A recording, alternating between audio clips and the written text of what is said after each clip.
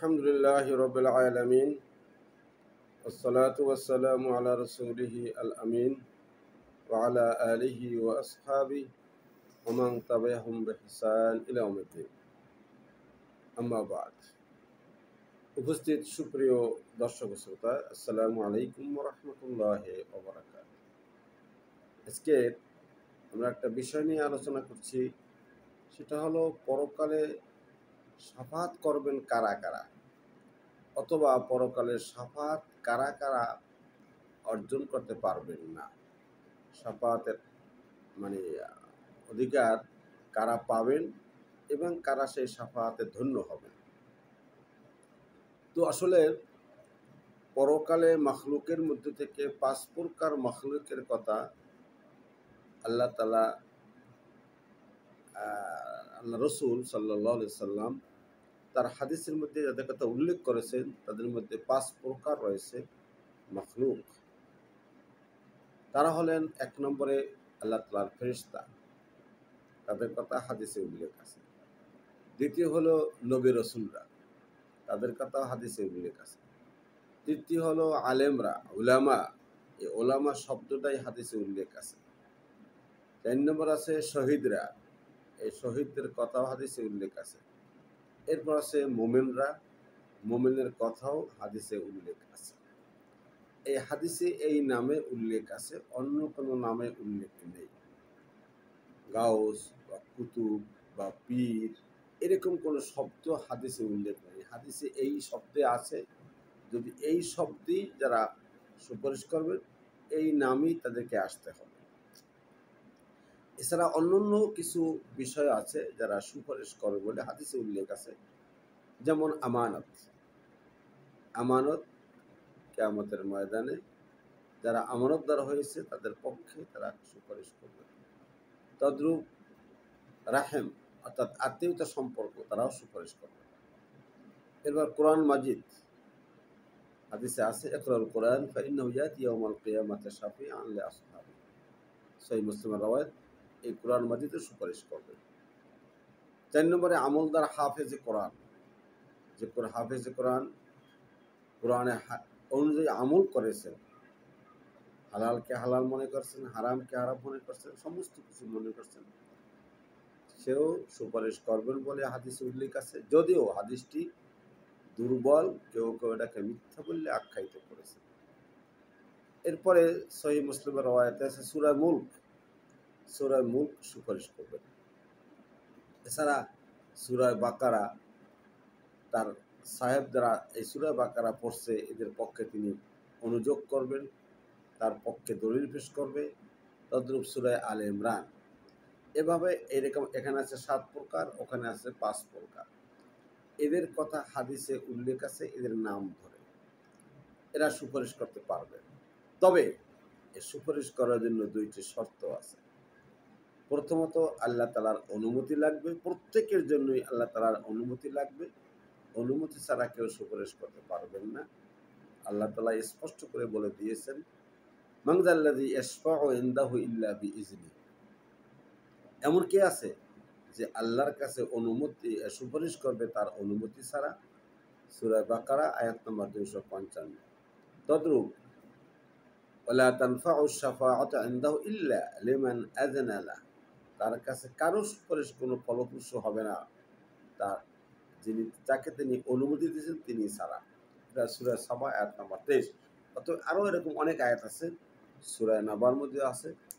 অতএব সুপারিশ তারা করবেন, কিন্তু করার জন্য এই ২টি শর্ত আছে। ১ নম্বর শর্ত হলো আল্লাহ তাআলার অনুমতি লাগবে।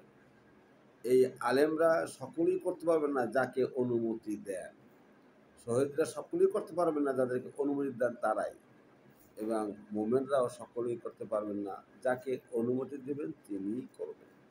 অতএব এদের মধ্যে কে কে করবেন এটা আল্লাহ তাআলা অনুমতি দিলেই এরা করতে পারবেন। আর দ্বিতীয় শর্ত হলো আল্লাহ তাআলা কর্তৃক নির্দিষ্ট ব্যক্তির পক্ষেই সুপারিশ করতে হবে। অর্থাৎ সুপারিশকারী যখন তাকে অনুমতি দেওয়া হবে, তখন তিনি যে তার এককালে আত্মীয় স্বজন সবাইকে সুপারিশ করবেন এই সুযোগ নাই। আল্লাহ তাআলা লিস্টটাও ধরাই দেবেন যে কাদেরকে কাদেরকে সুপারিশ করতে পারবে।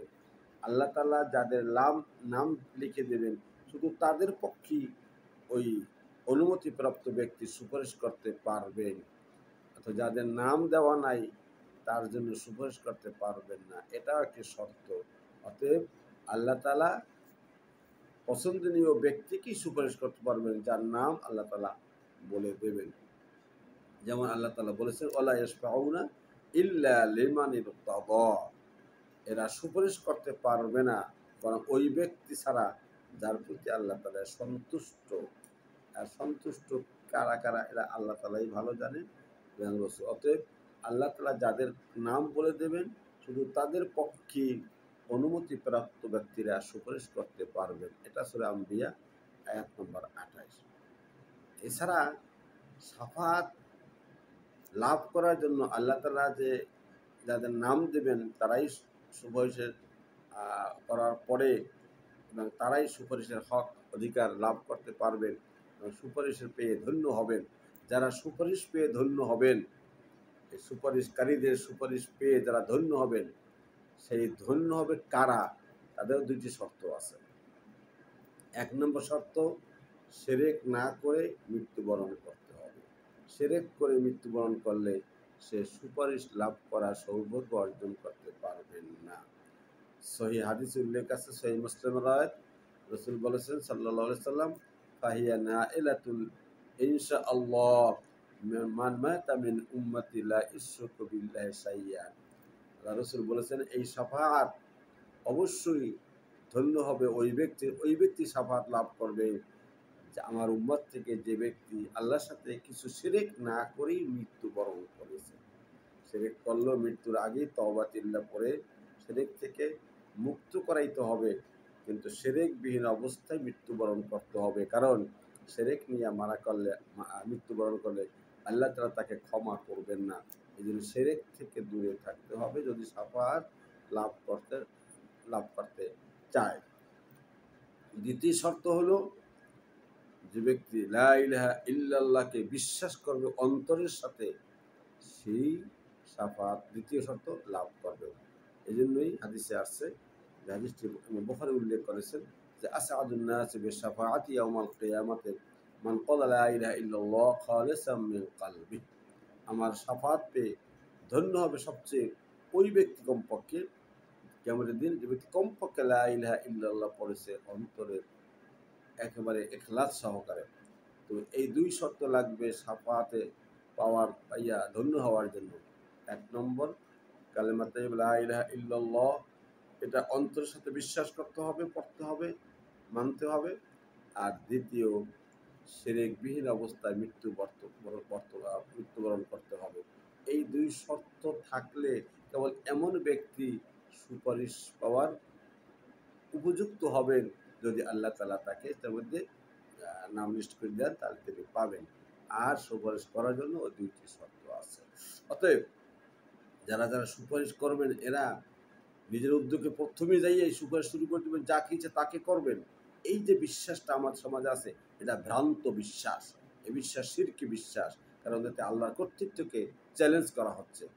কোনো ব্যক্তি নিজের ইচ্ছায় প্রথমে জোর করে সুপারিশ করবে আল্লাহর কাছে, এই সুযোগ নাই। এটা শিরকি বিশ্বাস। বরং সুপারিশ করবেন কখন? যদি আল্লাহ তাআলা অনুমতি দেন তারপরে, এবং যার পক্ষে সুপারিশ করার জন্য বলা হয়েছে তার পক্ষেই করতে পারবেন। এই দুই শর্তর বেড়ায় জানেই তাকে থাকতে হবে। নিজের ইচ্ছা মতো যা ইচ্ছাকে সুপারিশ করবেন, এই সুযোগটা নেই। অতএব শুধু মুতাজিলা ছাড়া এই সুপারিশকে অস্বীকার করে না। আর যারা স্বীকার করে তারা অনেকে এভাবে শিরকি বিশ্বাস করে যাচ্ছে যে এরা সুপারিশ করবেন, এককাল আত্মীয় স্বজন, বাপ দাদা, পীরেরা, মুরিদ যদ্দূর পারেন সুপারিশ করে নিয়ে যাবেন, কোনো সুযোগ নাই। এই দুই শর্ত থাকতে হবে। যাদের কথা এখানে হাদিসে উল্লেখ আছে, ৭, ৫, ১২ জনের কথা উল্লেখ আছে, এরা সুপারিশ করতে পারবেন যদি আল্লাহ তাআলা অনুমতি দেন, এবং যার পক্ষে সুপারিশ করার জন্য বলবেন তার ফেভারেই সুপারিশ করতে হবে, অন্য কোথাও করার সুযোগ নেই।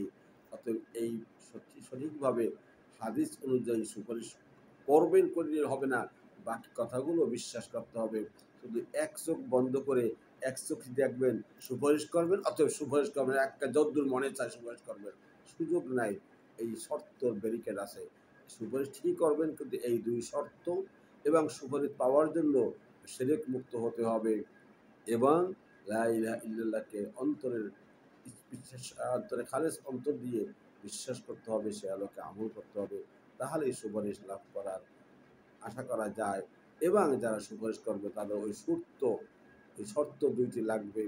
একটি হলো আল্লাহর অনুমতি লাগবে। দ্বিতীয় হলো যার ফেভারে করতে বলেন তার ফেভারেই করতে হবে, বাহিরে যাওয়া যাবে না। আল্লাহ তাআলা আমাদেরকে এটি বোঝার তৌফিক দান করুন। আমিন। ওয়া আখিরু দাওয়ানা আনিল হামদুলিল্লাহি রাব্বিল আলামিন।